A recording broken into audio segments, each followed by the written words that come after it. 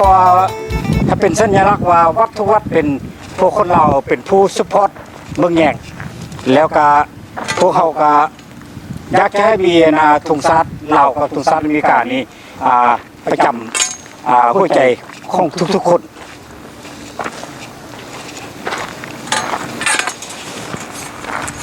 โอเคเนาะจากนั้นก็บ่มีหยังแล้วมีแต่ว่าพี่น้องมีหยังเพิ่มก็เว้ากันต่อคือมีรถผู้เดียว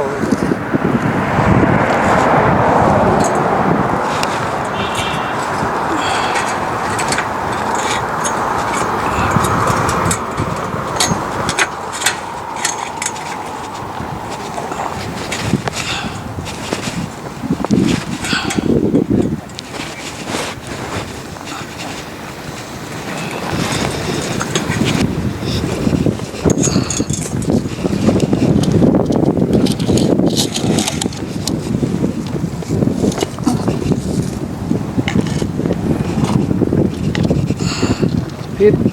มายืนที่ผมถ่ายผมตรงนี้นะแม่กระซักแท้ทุ่งไม่เจอพวกเราจะมามีบ่แต่ไม่เจอแท้จังเลยเพราะว่าก็ตายก่อน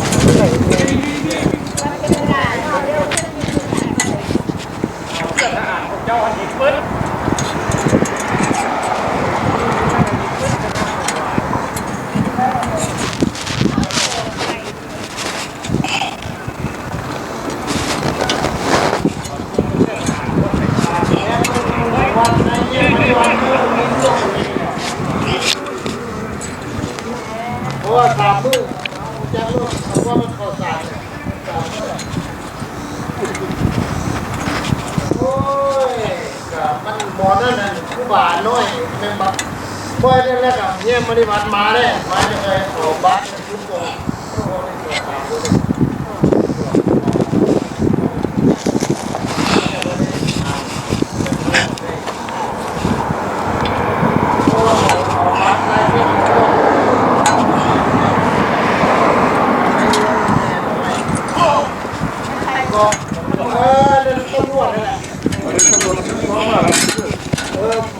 บักเงี้ยมาดีกว่าบักเงี้ยได้มาจะมาบอกว่าบักแพ้บักพวกแม่น่ะนั่นผู้บ่าวพวกแม่น่ะคือไว้หัวผู้จักบักแพ้ถ้าบักเป็นลูกหลานเขาโยนมันจะเป็นลูกหลานของเงี้ยพวกแม่มันเป็นพวกอาตำรวจเนี่ยพอองค์นั่นน่ะผู้เข้าเป็นแม่เป็นพระเป็นพี่น้องเขาเนี่ยเราคนมาอพยพไหนอาจารย์โอ้เลยเป็นพี่น้องเขานี่เราคนเขาบอกให้ปากโอ้แล้วก็เอาเต็มโบกันไว้มันโมเมนต์คัดนะมันโทษหาตำรวจนั่นนี่แหละมันมานี่นะมันมาไม่ได้ตำรวจมาแล้วจะมันบอกเอาลงได้ไหมเดี๋ยวเอาลงอันดาวรู้แล้วฝากว่าเอาโทรหาตัวเยอะดาวรู้เยอะบอกไม่อย่างกระยาดาวดีละมันมีเรื่องดาวเนี่ยเอารู้เลยนะเอารู้แล้วครับมันจะได้มาดาว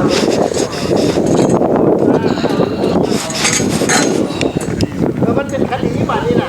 รู้มาฟังมันก็เป็นแบบเกี่ยวกับเราดอกเกี่ยวกับเขาเองเขาบอกให้เกี่ยวเขาตรงนี้อ่ะเรื่องระบบมากมันก็ยังเบิดแล้ว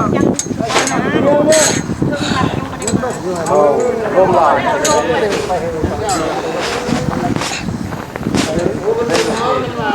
เสื้อไอ้โก้เลยตำรวจออกไปไล่คุณละบอกโอเคปินหลังเป็นไปพูดเจ้าที่เจ้าฐานไผ่บ่หูมนี่จังว่าถ่ายมา2 วัดบ่ได้จักวัดเลยอย่างนี้หน่อยได้จะดูอะไรมันแหละไปถ่ายไกลๆได้หลายๆคนนะเอาอันนั้นก็ได้ให้จิเก็บเมียนไว้เพราะมีเวียก็มีความเบายังก็เบาเนาะสำหรับพวกเขามามื้อนี้พ่อแม่นำมาประท้วงครูบาพวกเขามาแม่นมานำรักถุงศาสตร์เพื่อซุปพอร์ตวัดนี้ถ้าผู้รู้เพื่อเป็นคนเรา100%ก็มาซุปพอร์ต แต่ถ้าผู้ใดรู้สึกว่าบ่แม่นนาคนเราก็ขอให้นากับนาไปหาประเทศคอมมิวนิสต์พุ่นเพราะว่าวัดทุกวัดเป็นคนลาวเขาเป็นผู้สร้างมาแล้วคนลาวเขาเป็นผู้สปอร์ตดังนั้นให้เราทุกคนนั้นเข้าใจคือจังเส้นเนาะเอาถ้ามีเวียนมีหยังก็เว้ารถเนาะ ไอ้มีอย่าง มีหยัง ว่าต่อกับไปอย่างว่า เจ้าได้มีเวียนมีคำเว้าหยังได้บ่มีหยังนี่เด้มีคำเว้าหยัง มีแต่ว่าอย่าขอห้องให้พ่อแม่อาน้องเฮาให้เข้าใจว่า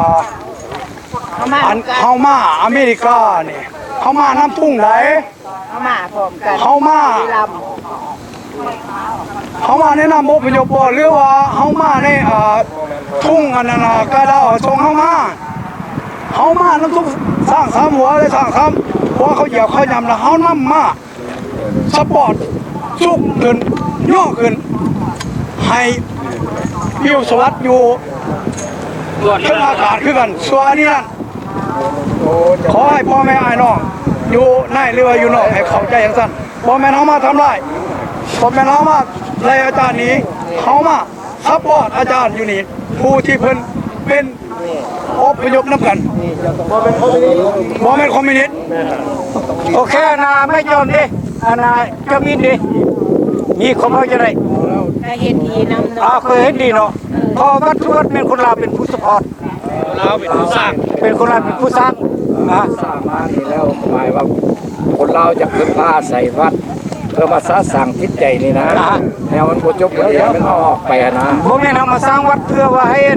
นักซึกคอมมิวนิสต์มาพาใส่เพื่อขยายอำนาจโอเค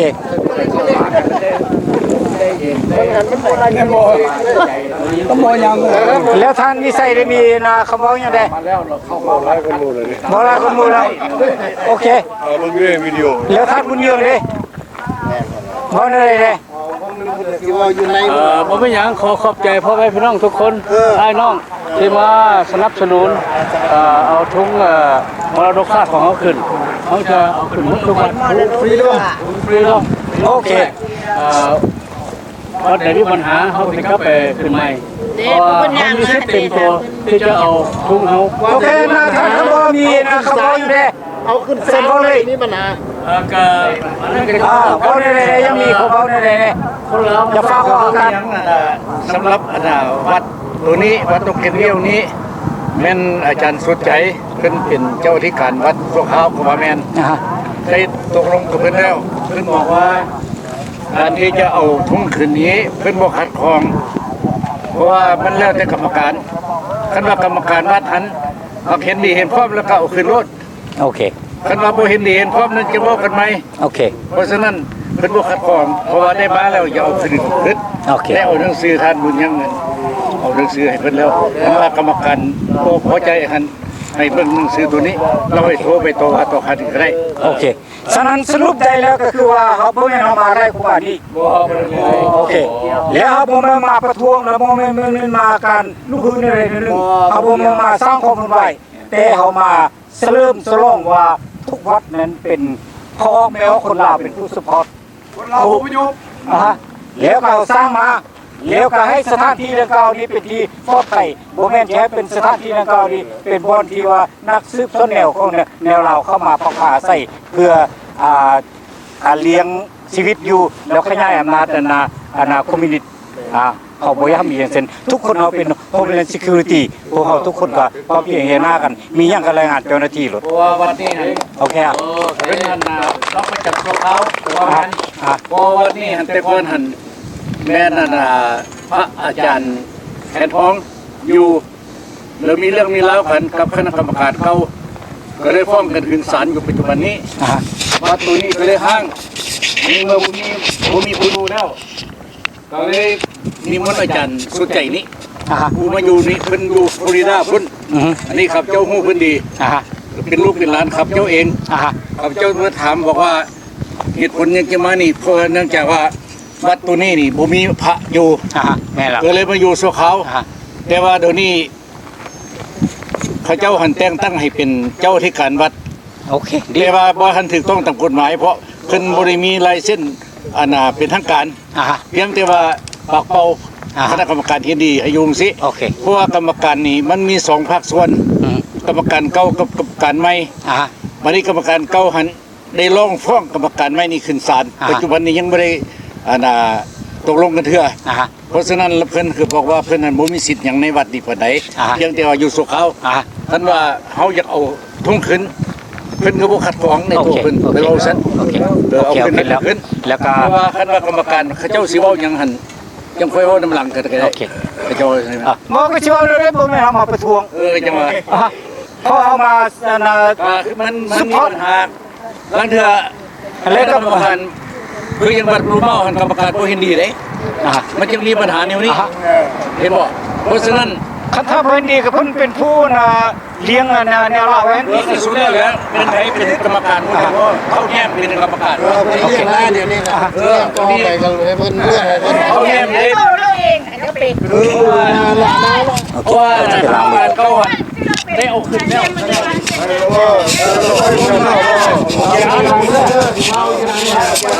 ในวันนี้เพราะฉะนั้นวันนี้มีปัญหา เราสาม เ